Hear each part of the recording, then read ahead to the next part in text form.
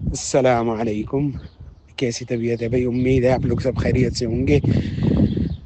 ایک بات کا خیال آ رہا تھا کہ نفس کی اللہ تعالیٰ نے نفس کو بنایا انسان کے اندر. اس کی بہت سی شہوتیں ہوتی ہیں، بہت سی چیزیں نفس مانگتا ہے، جو کہ ہر ساری جو وہ ہوتی ہیں اس کو ہلاکت میں ڈالنے والی ہوتی ہیں. ہر نفس کی جو خواہش ہوتی ہے، اگر اس کو اعتدال میں نہ لے کر کے جایا جائے، اعتدال میں لانا جو ہے وہ سنت ہے. سنت کے اوپر عمل کرنا جو ہے وہ نفس کی جو شہوتیں ہیں اس کو ختم کرنا ہے اور اعتدال سے کام کرنا ہے. جیسے بولنا انسان کی اس میں اللہ تعالیٰ نے رکھا ہے صفت. اب وہ جھوٹ بولے گا تو یہ نفس کی اطاعت کر رہا ہے اور نفس کو تہلکے میں ڈال رہا ہے، اور یہی سچ بولے گا تو وہ اپنا اچھا وہ کام کر رہا ہے اور سنت کے مطابق کام کر رہا ہے. اور اسی طرح کھانا کھانا ہے اور کہ کھانا زیادہ کھا رہا ہے تو نفس کو اپنے تباہی میں ڈال رہا ہے، اپنے آپ کو نقصان پہنچا رہا ہے. اور اسی طرح اپنا اعتدال کے ساتھ کھا رہا ہے تو وہ ہے. اسی طرح وہ ہے معاملات جو دنیا کے جو باقی کے جو معاملات ہیں، جیسے شادی کرنا انسان کا اور لوگوں کے ساتھ تعامل کرنا، لوگوں کے ساتھ جس طرح اچھی طریقے سے اگر تعامل کر رہا ہے تو وہ سنت کے مطابق کام کر رہا ہے. اور وہی غلط اور جھوٹ اور غیبت اور برے اخلاق، یہ سب جو ہیں یہ نفس کی اپنی اطاعت کر رہا ہے. تو ایک مثال جو ہے اس کی نفس کی اطاعت کرنے کی، جو ہمارے سبوں کے سامنے بہت جلدی لوگوں کو اکثر محسوس ہو جاتی ہے. آج کل میڈیا میں بھی بہت زیادہ اس کے بارے میں وہ آتا ہے، اور تو لوگوں کو اچھی خاصی اس کے بارے میں وہ ہوتی ہے کہ جیسے زیادہ کھانا کھانا یا کوئی ایک چیز زیادہ پسند کرنی. جیسے مٹھاس بہت سے لوگ پسند کرتے ہیں یا کوئی مرچوں والی چیز پسند کرتے ہیں، تو وہ جو ہے اس کی تکلیفیں اس کو فوراً محسوس ہونی شروع ہو جاتی ہیں. زیادہ کھانے سے اس کا وزن بڑھنا شروع ہو جاتا ہے، بیماریاں لگنی شروع ہو جاتی ہیں، کولیسٹرول ہو جاتا ہے تو ہائی بلڈ پریشر ہو گیا، مٹھاس زیادہ کھائی تو شوگر ہو گئی، یہ ہو گیا. اس کو سامنے اپنے نظر آ رہا ہوتا ہے، مگر وہ نفس کی اطاعت کرتا رہتا ہے. نفس کی نافرمانی کرنے اس کے لیے بہت ہی مشکل ہو جاتا ہے، جو اس لیے کہ اس نے اتنا اپنے نفس کو مضبوط کر لیا ہوتا ہے کہ بہت مشکل ہوتا ہے اس کو چھوڑ. اس کو پتہ ہے کہ مجھے تکلیف دے رہی ہے یہ، مگر وہ نہیں چھوڑ سکتا.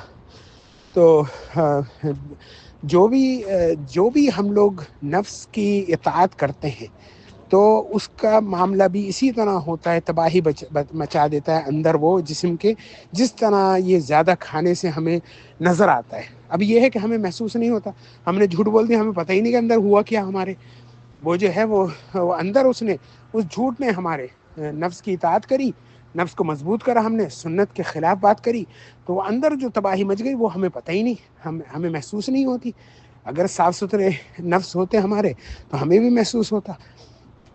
اور پھر ہم لوگوں کو یہ خیال آتا ہے کہ یہ رات کو تو بڑی اچھی کیفیت تھی، یا صبح کو تو بہت اچھا وہ خیال تھا، ہمارا خیالات تھے، اور یہ کیوں پلٹ گئے ایک دم سے. تو وہ اسی طرح ہوتا ہے کہ انسان نفس کی اطاعت کرتا ہے تو اس کو وہ اسی طرح اثر ہوتا ہے اس کے اوپر باطن میں. اچھا، اسی طرح سنت ہے، جیسے کہ سنت کے اوپر عمل کرنا. جیسے کہ اب میں ایک مثال دیتا ہوں، جیسے مسواک کرنا ہے، تو مسواک کرنا جو ہے وہ سنت ہے. حضور صلی اللہ علیہ وسلم نے فرمایا اپنے صحابہ سے کہ بھئی مسواک کرنا شروع کر دو، تو انہوں نے مسواک کرنی شروع کر دی. انہوں نے یہ نہیں پوچھا کہ اس کے کیا فائدے ہیں، کیا وہ ہے. ان کو وہ کر رہے ہیں، ان کو فائدہ بھی مل رہا ہے، سنت بھی ہو رہی ہے، اور سنت کا بھی ثواب مل رہا ہے اور فائدہ بھی مل رہا ہے. اب جیسے لوگوں نے بتایا ہے کہ وہ منہ کو پاک کرتی ہے بیکٹیریا اور ان چیزوں سے، دانتوں کو صاف کرتی ہے، آواز کو جلا دیتی ہے، اور کیا کہتے ہیں اس کو منہ کی خوشبو منہ میں ہو جاتی ہے اس کی وجہ سے. تو یہ تو ظاہری طور پہ جو ہمیں چیزیں نظر آ رہی ہیں وہ ہے یہ. تو یہ ایک سنت کے اوپر عمل کرنے سے اسی طرح فائدے ملتے ہیں جو ہمیں چاہے محسوس ہوں یا نہ ہو. اب یہ تو میں نے مثال دی ہے اس لیے کہ بہت سی چیزیں ہیں جو سنتوں کے اوپر عمل کرنے سے ہمیں نظر آتا ہے باقاعدہ کہ اس کے اندر کیا فائدہ ہو رہا ہے، اور بہت سی چیزوں کا ہمیں محسوس نہیں ہوتا. اب جیسے کوئی سچ بولتا ہے اس کو محسوس ہی نہیں ہوگا کہ اس کا فائدہ کیا ہو رہا ہے اس کے اندر. تو اسی طرح جس طرح ہر سنت کے اوپر یہ جو جیسے مسواک کی وہ عمل کرنے سے ایک سنت کی وجہ سے جو یہ فائدے اس کو مل رہے ہیں، اسی طرح ہر سنت کے اوپر اس کو فائدے ملیں گے. اس کے اندر کی اصلاح ہوگی، اس کے اندر کی طہارت ہوگی، اندر سے خوشبو اس کے اندر وہ ہو جائے گی اس کی جو جسم کی، اور اسی طرح نیکیاں اور اچھائیاں اس کی طرف اس کی رغبت زیادہ بڑھے گی۔ اچھا، یہ پورا جو میں نے بیان کرا ہے یہ خالی دنیاوی اعتبار سے، یعنی آخرت کا تو حساب اگر کوئی ہمیشہ سنت کے مطابق کھانا کھاتا ہے، جس طرح حضور صلی اللہ علیہ وسلم نے بیان کرا، اس کے اندر کے کم کھائے اور باقی کھانے کی جگہ ہوا کی جگہ چھوڑے، پانی کی جگہ چھوڑے، اور اس کے مطابق کھائے گا، تو اس کو اگر وہ پوری زندگی اسی طرح کھاتا رہے گا تو اس کو آخرت میں تو ثواب ملے گا ہی ملے گا، اس کو دنیا میں اتنا اس کا جسم صحت مند رہے گا، اس کی تکلیفوں سے دور رہے گا، اس کی ساری بیماریاں دور رہیں گی اس سے، تو وہ جو اس کا دنیا میں بھی الگ فائدہ ملے گا۔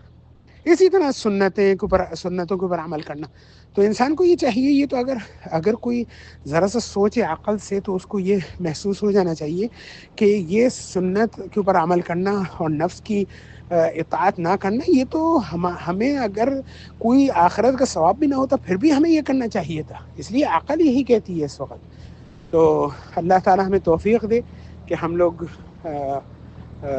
اس سے نفس کی مخالفت کریں اور سنت کے اوپر عمل کریں، جو بھی اللہ تعالیٰ نے سنتیں ہمیں یعنی ہم تک پہنچائی ہیں، اور اس کی جستجو میں رہیں کہ اس چیز میں کیا سنت ہے اور اس چیز میں کیا سنت ہے، تاکہ اس کے جو دنیاوی فوائد ہیں وہ تو ہمیں ملے ہی ملے، اور آخری اخروی فوائد تو پھر تو اللہ تعالیٰ کا وعدہ ہی ہے کہ جب وہ کرے گا تو اس کو ملے گا ہی فائدے۔ اللہ تعالیٰ ہمارے نفس کے معاملات کو آسان کرے۔ بس یہ خیال آیا تھا، میں نے کہا کہ امید ہے بات سمجھ میں آ گئی ہوگی سبوں کے۔ اچھا بھائی، اچھا، خدا حافظ، السلام علیکم۔